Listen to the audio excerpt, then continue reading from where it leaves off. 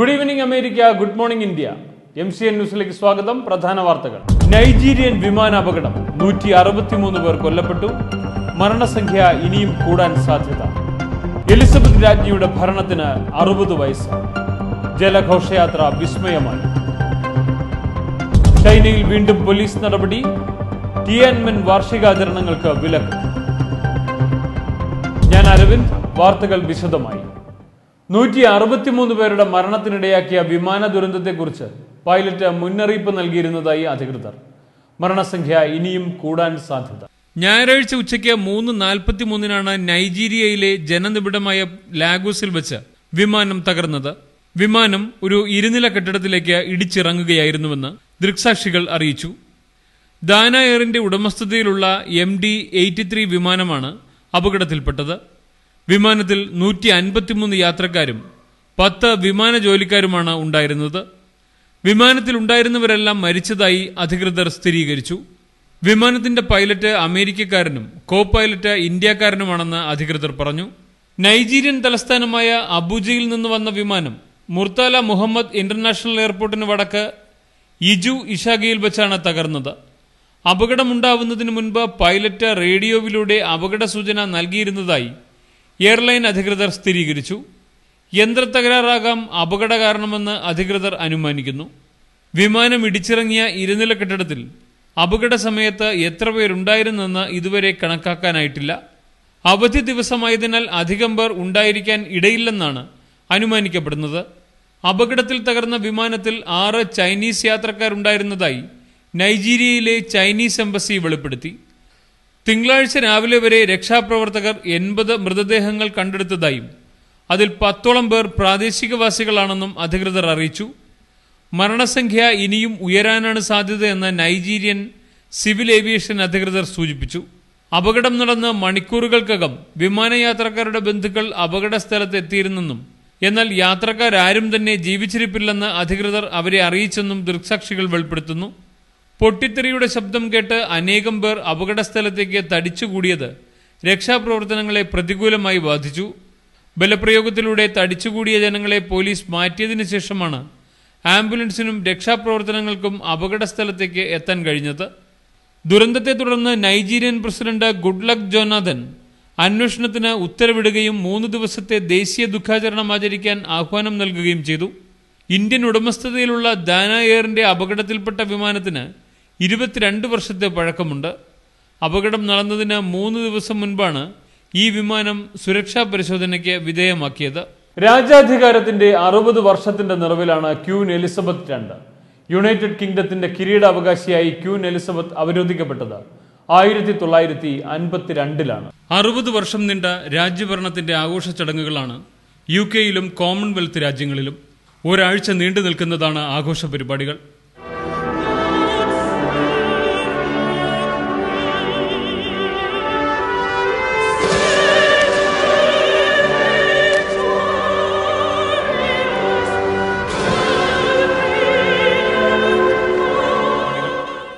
Diamond jubilee ആഘോഷങ്ങളിൽ സംഗീത വിരുന്ന, പരേഡുകൾ, സാംസ്കാരിക സമ്മേളനങ്ങൾ തുടങ്ങിയവയൊക്കെ ഒരുക്കിയിട്ടുണ്ട്.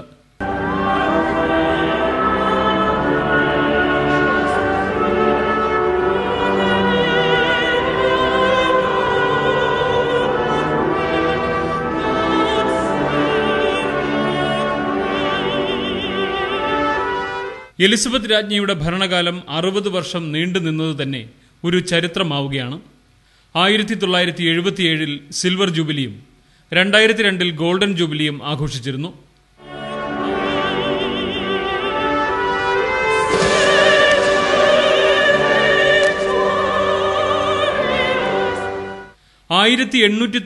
ൽ ക്വീൻ വിക്ടോറിയ ഡയമണ്ട് ജൂബിലി ആഘോഷിച്ചു. ഇത് 2ാമത്തെ ഭരണാധികാരിയാണ് ബ്രിട്ടനിൽ 60 വർഷം പൂർത്തിയാക്കുന്നത്.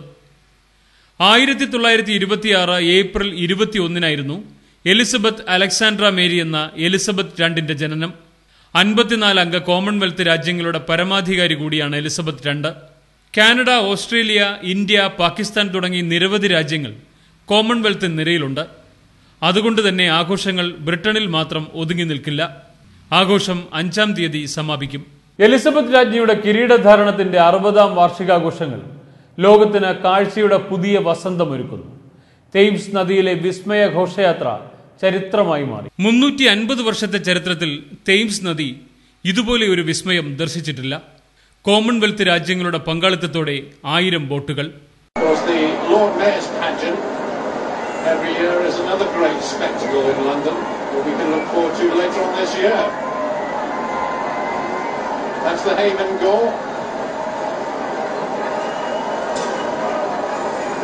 രാജാംശമുള്ള 3 തലമുറകളുടെ സംഗമവേദി കൂടിയായി ജലമേള. തേംസ് നദിക്ക് ഇരുവശവും കൂടിയ ജനങ്ങൾ യൂണിയൻ ജാക്ക് വീശി പിന്തുണയും സന്തോഷവും അറിയിച്ചു.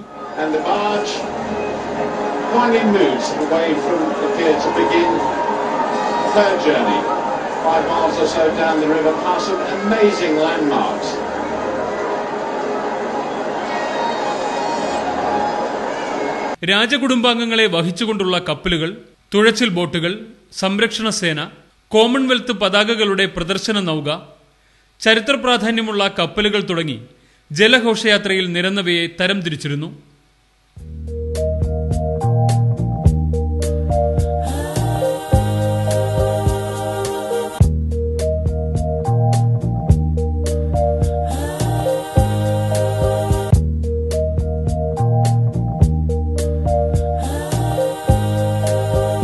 ആഘോഷത്തിന് കൂടുതൽ നിറഭംഗി ചൊരിയാൻ കരിമരുന്ന് പ്രയോഗത്തിനു വേണ്ടിയുള്ള പ്രത്യേക ബോട്ടും സജ്ജമായിരുന്നു. പ്രതികൂല കാലാവസ്ഥാ ഭീഷണി ഉയർത്തിയെങ്കിലും ഗ്രേറ്റ് ബ്രിട്ടന്റെ ചരിത്ര ദിവസമായി ഇത് മാറി. ഒരു കാലഘട്ടത്തിന്റെ സാമ്രാജ്യത്വ സ്മരണകൾക്ക് മുന്നിൽ പ്രകൃതി പോലും ഒരു നിമിഷം പങ്കുചേർന്നു. സ്തനാർബുദ രോഗികൾക്ക് ആശ്വാസമായി പുതിയ മരുന്നുകൂട്ട്. ജിനൻടെക് കമ്പനിയാണ് പുതിയ മരുന്ന് വികസിപ്പിച്ചത്. അമേരിക്കൻ സൊസൈറ്റി ഓഫ് ഓങ്കോളജിയുടെ ഷിക്കാഗോയിൽ നടന്ന സമ്മേളനത്തിലാണ് പുതിയ കണ്ടുപിടുത്തം ഞായറാഴ്ച അവതരിപ്പിക്കപ്പെട്ടത്. ഡോക്ടർ കിംബർലി ബ്ലാക്ക്വെല്ലിന്റെ നേതൃത്വത്തിലുള്ള പരീക്ഷണങ്ങളാണ് പുതിയ കണ്ടുപിടുത്തത്തിന് വഴിയൊരുക്കിയത്. TDM1 എന്നാണ് പുതിയ മരുന്നിന് പേരിട്ടിരിക്കുന്നത്. സ്തനാർബുദ രോഗികളിൽ 20% മുതൽ 25% വരെ രോഗികൾക്ക് ഈ മരുന്ന് ആശ്വാസം പകരുമെന്നാണ് മരുന്ന് കണ്ടുപിടിച്ച ഡോക്ടർമാർ അവകാശപ്പെടുന്നത്. നീണ്ട 3 വർഷങ്ങളായി നടത്തിയ പരീക്ഷണങ്ങൾക്കൊടുവിലാണ് ഈ മരുന്ന് കണ്ടുപിടിച്ചത്. സ്തനാർബുദ രോഗികളിൽ HER2 പോസിറ്റീവായ രോഗികളിലാണ് ഈ മരുന്ന് കൂടുതൽ വിജയകരമായി പരീക്ഷിക്കപ്പെട്ടത്. നിലവിൽ ക്യാൻസർ ചികിത്സയ്ക്ക് ഉപയോഗിക്കുന്ന ഹെർസെപ്റ്റിൻ, എംസ്റ്റാൻസിൻ എന്നീ മരുന്നുകൾ യോജിപ്പിച്ചാണ് പുതിയ മരുന്ന് കണ്ടുപിടിച്ചിരിക്കുന്നത്. ഈ മരുന്ന് ക്യാൻസർ ബാധിച്ച കോശങ്ങളെ തിരഞ്ഞുപിടിച്ച് നശിപ്പിക്കുകയും എന്നാൽ ക്യാൻസർ ബാധിക്കാത്ത കോശങ്ങളുടെ നശീകരണം പരമാവധി കുറയ്ക്കുന്നതുമാണെന്ന് ഡോക്ടർ ബ്ലാക്ക്വെൽ അവകാശപ്പെടുന്നു. 1000 സ്തനാർബുദ രോഗികളിൽ തങ്ങൾ ഈ മരുന്ന് പരീക്ഷിച്ചെന്നും ആശാവഹമായ റിസൾട്ടാണ് തങ്ങൾക്ക് ലഭിച്ചതെന്നും ഡോക്ടർ ബ്ലാക്ക്വെൽ അറിയിച്ചു. സ്തനാർബുദം മൂർച്ഛിക്കാതെ തടയുന്നതിന് മറ്റു മരുന്നുകളെ അപേക്ഷിച്ച് TDM1 എന്ന മരുന്ന് കൂടുതൽ ഫലപ്രദമാണെന്ന് ഈ രംഗത്തെ വിദഗ്ധർ അഭിപ്രായപ്പെട്ടു.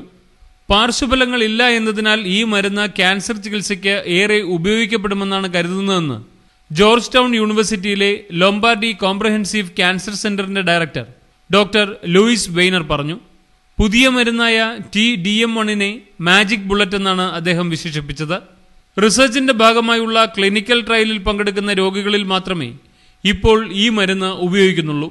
മരുന്നിന്റെ അംഗീകാരത്തിനായി US ഫുഡ് ആൻഡ് ഡ്രഗ് അഡ്മിനിസ്ട്രേഷനും യൂറോപ്യൻ മെഡിസിൻ ഏജൻസിക്കും അപേക്ഷ സമർപ്പിച്ചിട്ടുണ്ടെന്നും അംഗീകാരം ലഭിച്ചാൽ മാത്രമേ അമേരിക്കയിലും മറ്റു ലോകരാജ്യങ്ങളിലുമുള്ള രോഗികൾക്ക് മരുന്ന് ലഭ്യമാക്കാനാവും. റൊംനിയുടെ ജനപിന്തുണ കൂടുമ്പോഴും ഒന്നാമൻ ഒബാമ തന്നെ. CNN പുറത്തുവിട്ട സർവേ ഫലത്തിലാണ് റൊംനിയുടെ ജനപ്രീതി വർദ്ധിക്കുന്നതായി റിപ്പോർട്ടുള്ളത്. മിറ്റ് റൊംനിയുടെ ജനസമ്മതി കൂടുന്നതായാണ് പുതിയ സർവേ ഫലങ്ങൾ കാണിക്കുന്നത്. CNN നടത്തിയ സർവേ ഫലങ്ങൾ തിങ്കളാഴ്ച പുറത്തുവിട്ടതോടെയാണ് മിറ്റ് റൊംനിയുടെ ജനപിന്തുണ കൂടുന്നതായി കണ്ടത്.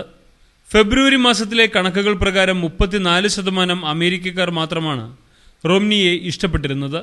റിപ്പബ്ലിക്കൻ പ്രൈമറി ഹിതപരിശോധനകൾ കഴിഞ്ഞതോടെ 14% അമേരിക്കക്കാർ റൊംനിയെ കൂടുതലായി ഇഷ്ടപ്പെടാൻ തുടങ്ങിയെന്ന് സർവേ ഫലങ്ങൾ സൂചിപ്പിക്കുന്നു.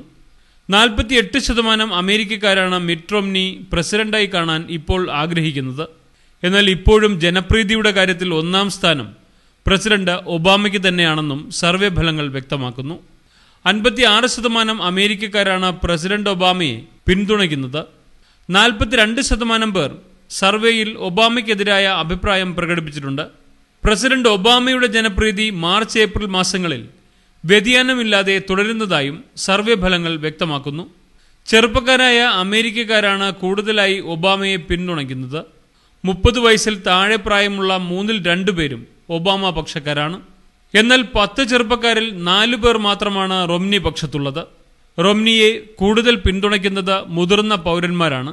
എന്നാൽ ഒബാമയുടെ പിന്തുണയുമായി നോക്കുമ്പോൾ ഇവരുടെ അനുഭാവികളുടെ എണ്ണത്തിൽ വലിയ അന്തരമില്ലെന്നും സർവേ റിപ്പോർട്ട് വെളിപ്പെടുത്തുന്നു. സ്വതന്ത്ര വോട്ടർമാർക്കിടയിൽ കൂടുതൽ പിന്തുണ റൊംനിക്കാണെങ്കിലും റിപ്പബ്ലിക്കൻ പാർട്ടിക്കാരിൽ നിന്നും റൊംനിക്ക് കിട്ടുന്ന പിന്തുണയേക്കാൾ വലിയ പിന്തുണയാണ് ഒബാമയ്ക്ക് ഡെമോക്രാറ്റുകളിൽ നിന്നും ലഭിക്കുന്നതെന്നും സർവേ റിപ്പോർട്ട് വെളിപ്പെടുത്തുന്നു. 10 അമേരിക്കക്കാരിൽ 6 പേരും കരുതുന്നത് ഒബാമയ്ക്ക് ഒരു പ്രസിഡന്റിന് വേണ്ട വ്യക്തിത്വവും നേതൃത്വപാഠവും ഉണ്ടെന്നാണ്. റൊംനിയെക്കുറിച്ച് ഇത്തരത്തിൽ ചിന്തിക്കുന്നവരുടെ എണ്ണം ഒബാമയേക്കാൾ കുറവാണെന്നും സർവേ ചൂണ്ടിക്കാണിക്കുന്നു. ഇലക്ഷനെ സ്വാധീനിക്കുന്ന ഘടകങ്ങളെല്ലാം വിലയിരുത്തുമ്പോൾ റൊംനിയെ 46% പേർ പിന്തുണയ്ക്കുന്നു.